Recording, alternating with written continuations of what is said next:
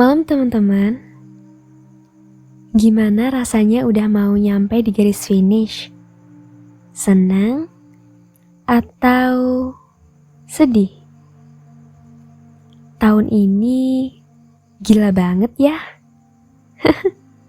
Aku tahu, mungkin buat sebagian dari kamu, tahun ini rasanya kayak lari maraton sambil bawa beban berat.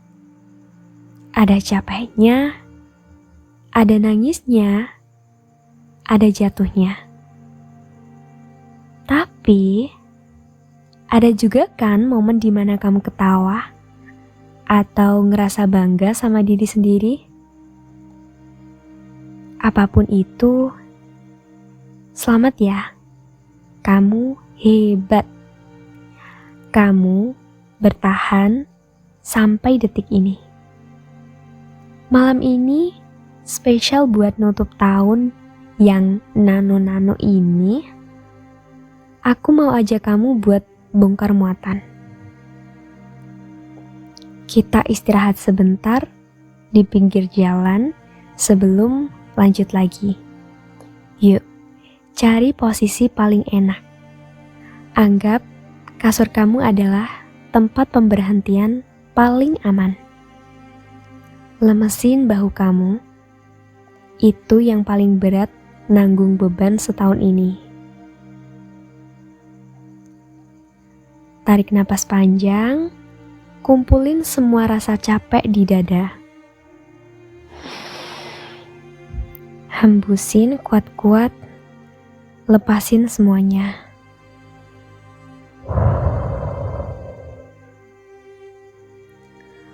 Udah siap ngelepas beban?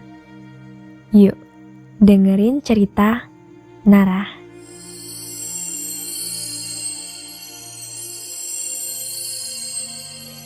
Di sebuah dataran tinggi yang sunyi, angin bulan Desember berhembus kencang membawa butiran salju halus yang menusuk kulit.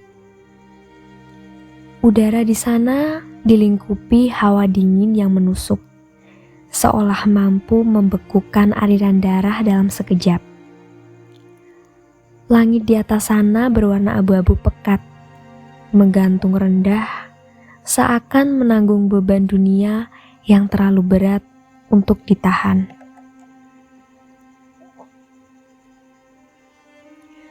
Di tengah hamparan putih yang luas dan sepi itu, terlihat satu titik kecil yang bergerak lambat melawan arah angin. Itu adalah Nara, seorang pengembara muda yang sedang menempuh perjalanan panjang di penghujung tahun. Langkahnya tertatih-tatih, menyeret kaki yang terbenam dalam tumpukan salju tebal. Srek, srek. Suaranya terdengar berat dan lelah. Nara tidak berjalan sendirian, melainkan ditemani oleh sebuah ransel kanvas besar yang menggantung di punggungnya. Ransel itu terlihat sudah tua dengan warna yang memudar dan tampak begitu penuh sesak hingga jahitannya merenggang. Setiap langkah yang diambil Nara terasa menyiksa, membuat punggungnya membungkuk, menahan beban yang sepertinya bertonton beratnya.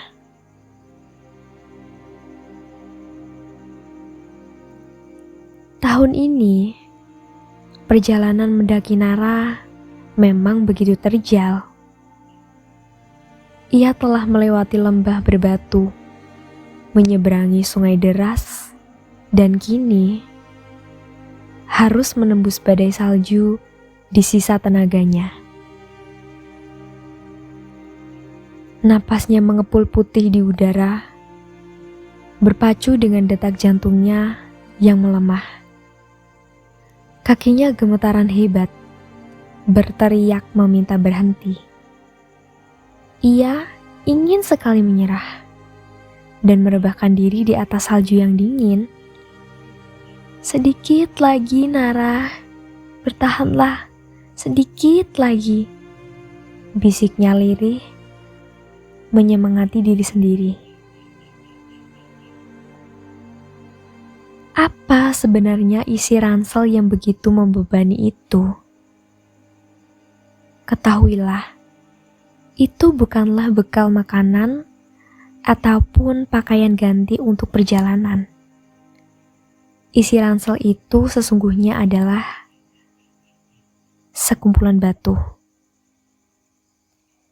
Sepanjang tahun ini, setiap kali Nara mengalami kejadian besar yang mengguncang jiwanya, ia memungut satu batu dan memasukkannya ke dalam tas. Ada batu yang tajam dan runcing, yang ia beri nama batu kekecewaan. Batu itu ia dapatkan saat rencananya gagal total di pertengahan tahun. Dan setiap kali ia bergerak, sisi tajam batu itu menusuk punggungnya, mengingatkannya kembali pada rasa sakit kegagalan tersebut. Ada pula batu besar dan berat berwarna kelabu yang ia sebut batu kehilangan.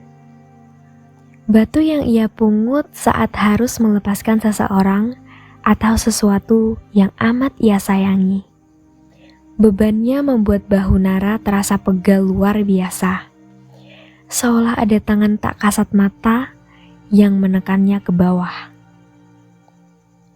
Tak lupa ada kerikil-kerikil kecil yang berisik, yaitu batu kecemasan. Mereka berguncang setiap saat, membisikkan kata-kata ragu yang membuat Nara semakin gelisah di sepanjang jalan. Tanpa sadar, Nara terus memungut batu-batu itu sepanjang tahun, karena ia pikir ia harus membawanya sebagai pelajaran hidup. Akan tetapi kini, di ujung tahun, beban itu sudah melampaui batas kekuatan manusianya. Tulang punggungnya menjerit kesakitan, sementara kakinya mulai mati rasa ditelan hawa dingin. Hari yang semakin gelap itu perlahan ditelan oleh badai yang semakin menderu galak. Nara hampir jatuh berlutut, nyaris menyerah pada nasib. Namun, tepat saat ia mendongakkan kepalanya, matanya menangkap seberkas cahaya kuning yang hangat berpendar di kejauhan. Di puncak bukit itu, berdiri tegak sebuah pondok kayu tua yang kokoh. Dari cerobong asapnya, mengepul asap putih, tanda ada perapian yang menyala hangat di dalamnya. Itu adalah pondok akhir tahun. Sebuah tempat persinggahan bagi para pengembara yang lelah sebelum mereka melintasi gerbang tahun baru. Melihat cahaya itu, sisa tenaga Nara seolah bangkit kembali dari tidur panjangnya. Ia menyeret kakinya, memaksakan satu langkah demi satu langkah. Ia tidak lagi mempedulikan angin yang menampar wajahnya, karena fokusnya hanya satu, kehangatan. Ia hanya ingin melepaskan tas ini dari punggungnya. Akhirnya, sampailah ia di depan pintu kayu pondok yang tebal itu. Dengan tangan yang gemetar kedinginan dan kaku, Nara mengetuk pintu perlahan. Tok, tok, tok. Pintu terbuka perlahan. Seketika itu juga, hawa hangat menyeruak keluar dari dalam, memeluk tubuh Nara yang beku dengan lembut. Aroma kayu bakar, sup hangat, dan teh herbal langsung menyapa hidungnya, memberikan rasa nyaman yang instan. Seorang wanita tua dengan senyum teduh berdiri di ambang pintu. Ia mengenakan syal raju tebal di lehernya. Ia adalah sang penjaga pondok. "Masuklah, Nak," Kau pasti lelah sekali. Sapanya dengan suara lembut, bagaikan nenek sendiri. Nara melangkah masuk, disambut oleh derit lantai kayu yang ramah. Di dalam, suasana begitu damai dan kontras dengan badai di luar sana. Ada perapian besar dengan api yang menari-nari lincah, memakan kayu bakar hingga terdengar bunyi kretek, kretek yang menenangkan. Nara berdiri kaku di tengah ruangan, masih terbiasa dengan beban di punggungnya. Ibu penjaga pondok menunjuk ke arah punggung Nara dengan dagunya. "Tasmu, Nak, lepaskanlah. Kau sudah sampai di tempat aman."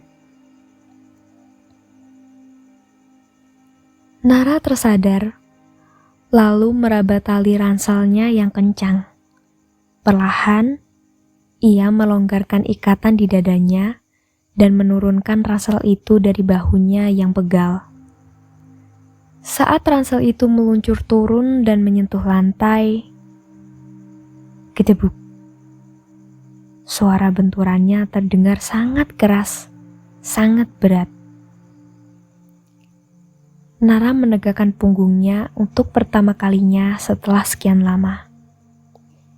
Terdengar bunyi kerak pelan dari tulang-tulangnya yang kembali ke posisi semula.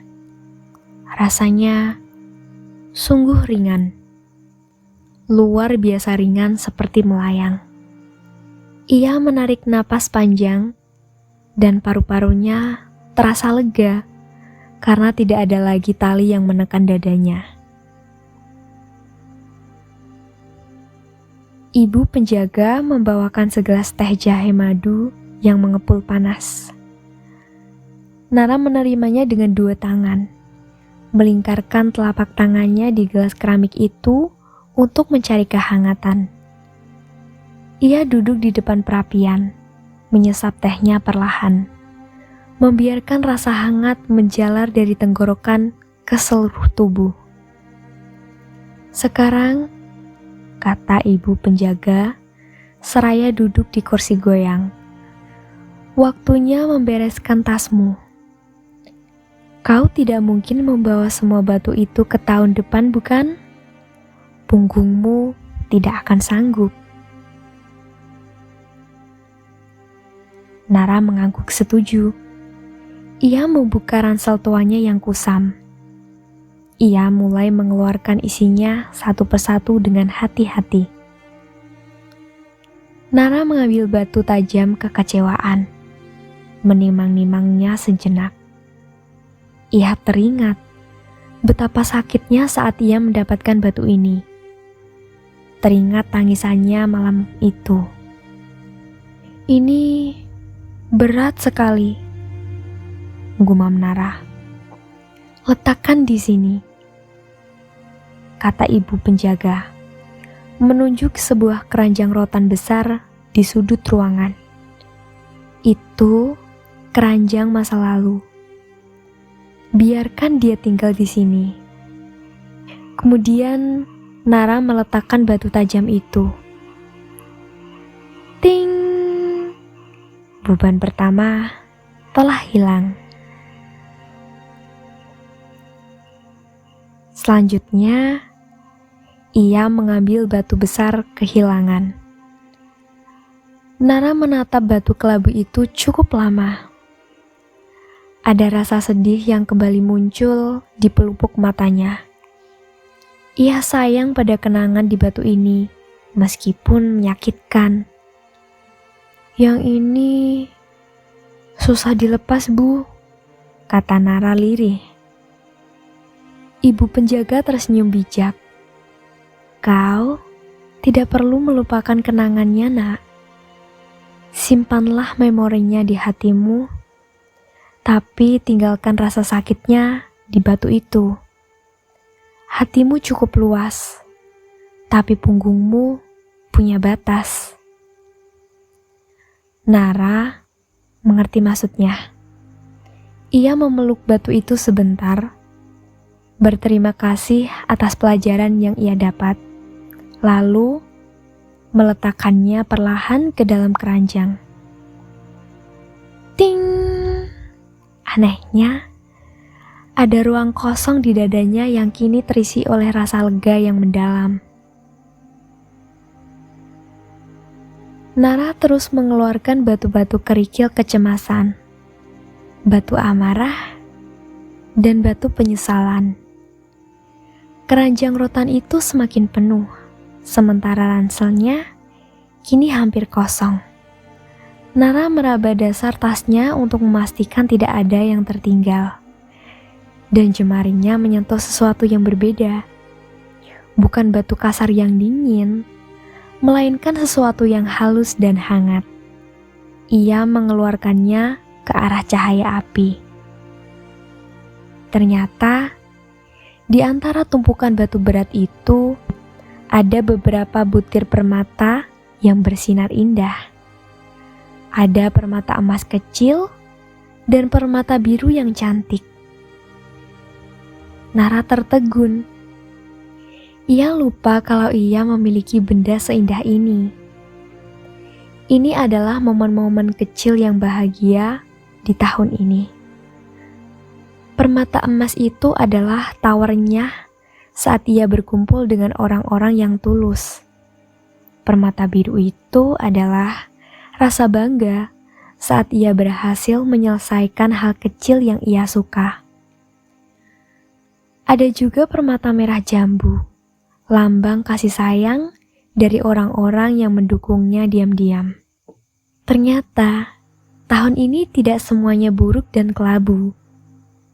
Hanya saja, beratnya batu masalah seringkali menimbun kilau permata kebahagiaan ini, membuatnya terlupakan.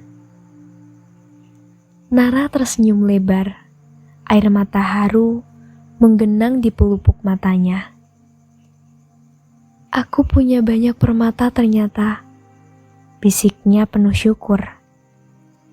Nah, kata ibu penjaga, itulah yang harus kau bawa. Masukkan permata itu ke saku bajumu yang paling aman. Itu ringan, tapi nilainya besar. Itu bekalmu untuk tahun depan, nak. Nara mengantongi permata-permata itu, dan ia bisa merasakan hangatnya di dekat jantung. Ransel Nara kini kosong dan bersih. Ia melipatnya dengan rapi. Tas itu akan ia isi dengan petualangan baru besok pagi. Di luar jendela, badai salju mulai mereda. Langit malam mulai terbuka, memperlihatkan jutaan bintang yang berkelip, menjanjikan harapan baru. Nara merasa tubuhnya bersih. Pikirannya jernih. Ia tidak lagi merasa sebagai korban tahun ini. Ia merasa sebagai pemenang. Nara berhasil mendaki sampai ke titik ini, meski harus merangkak. Luka-luka di kakinya adalah bukti perjuangan, dan rasa lelah di bahunya adalah medali kehormatan. Ibu penjaga menepuk bahu Nara pelan, tatapannya begitu teduh. Istirahatlah, nak. Ranjang di kamar atas sudah menunggumu.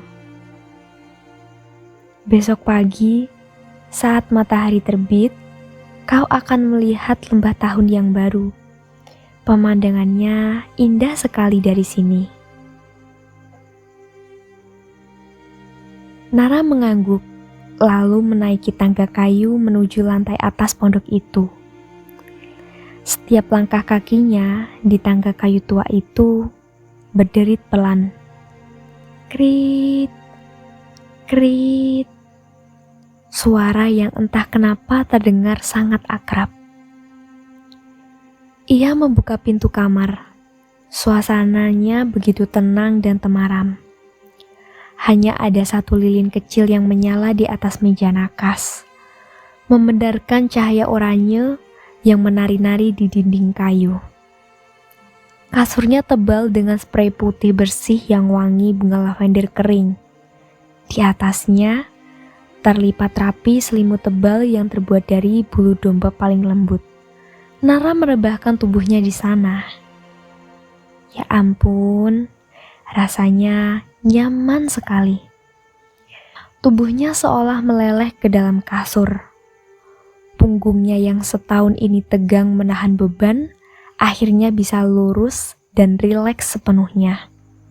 Otot-otot kakinya berdenyut pelan, melepaskan sisa-sisa ketegangan terakhir. Saat ia menarik selimut sampai sebatas dagu, telinganya menangkap suara samar dari lantai bawah. Itu suara ibu penjaga. Wanita tua itu sedang duduk di kursi goyang depan perapian dan ia mulai bersenandung.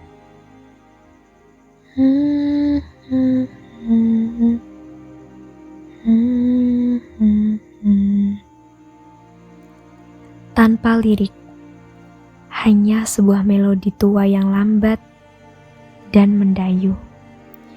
Suara senandung itu merambat naik melalui celah-celah lantai kayu, menyusup masuk ke kamar Nara. Rasanya seperti dibuai dalam ayunan masa kecil. Nara mendengarkan irama senandung itu. Damai sekali, aman sekali. Ia menatap langit-langit kayu yang hangat, membayangkan keranjang rotan di bawah sana yang berisi batu-batu masalahnya. Ia sudah meninggalkannya. Ia tidak akan membawanya lagi besok pagi. Yang ia bawa hanyalah permata kenangan manis, harapan yang menyala, dan suara senandung ini. Perlahan, kelopak mata Nara memberat, mengikuti tempo lagu ibu penjaga. Ia menutup mata dengan senyum tipis di bibirnya. Selamat tinggal, tahun yang berat. Terima kasih sudah mendewasakanku. Selamat datang, tidur yang nyenyak.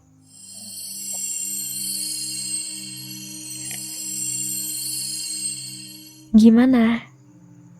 Lega kan rasanya ngelihat Nara ngelepas tas beratnya? Rasanya kayak ada beban 100 kilo yang diangkat dari bahu. Teman-teman, cerita Nara tadi itu sebenarnya cerita kamu juga kan? Aku tahu, ransel kamu tahun ini berat banget. Banyak batu tajam yang melukai hati kamu. Banyak batu berat yang bikin kamu pengen nyerah di tengah jalan. Tapi malam ini, di penghujung cerita ini, aku mau kamu lakuin hal yang sama kayak Nara. Bayangkan, kamu lagi melepas ransel gaib di punggung kamu. Tarik napas dalam, dan pas kamu hembusin nafas nanti, bayangin, ransel itu jatuh ke lantai. Bruk, berat, mantap. Hembuskan perlahan.